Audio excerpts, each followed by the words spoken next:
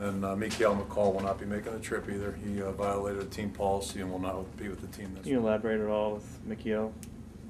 Yeah, he's not going to be with us. He violated team policy, so he won't be with us this week. Was it something after Purdue, after the game? I think, the fact that he's not going this week, it's probably safe to assume that, yeah, it's something I learned afterwards, so. Just a 1 week deal with him, or I open? haven't made that decision yet. We'll Okay. just take it a week at a time right now. I'm just trying to get through Friday, so that's where I'm at. Who's the backup now? Jason White and DeAndre Johnson be the third guy. Yep.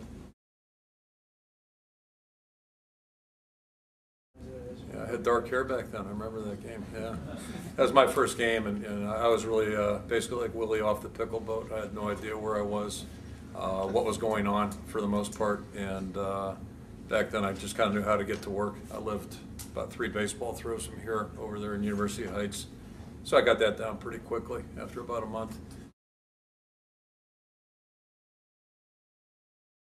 Yeah, he gives you that Opie look. Whatever Opie's last name was, what was it? Taylor. Taylor. Yeah, he looks a little bit like Opie, but and acts a little bit like him. I think it's all an act, but he's a nitty-gritty tough guy. There's no question in my mind. I think all his teammates have always seen him that way. So.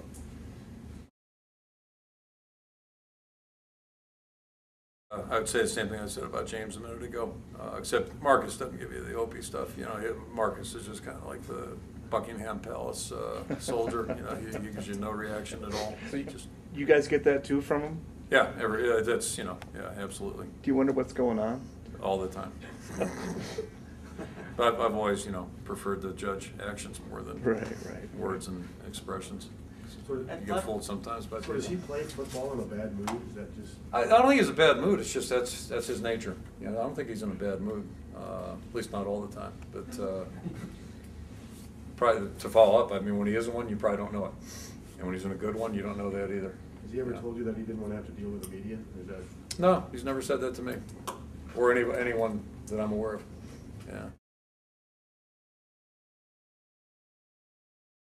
Sort of, but not major yet. In fact, we just talked about that the other day. I'd be curious to see if they do shift more in this direction. I'm sure they will, but yeah, they've had such a history in Texas and California, to name 2 places. I'd imagine they got a lot of good connections. They'll probably keep that alive as well.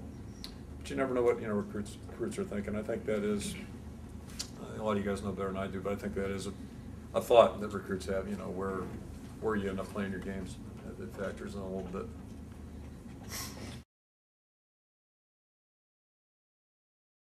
I have no idea who that is still. I've heard that 3 or 4 times, and I have no idea what that means.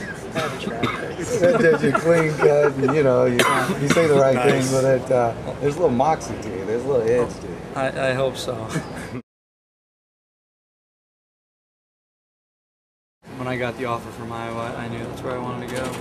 But he said you made him wait a little. Yeah, like a week. They made me wait like 3 years.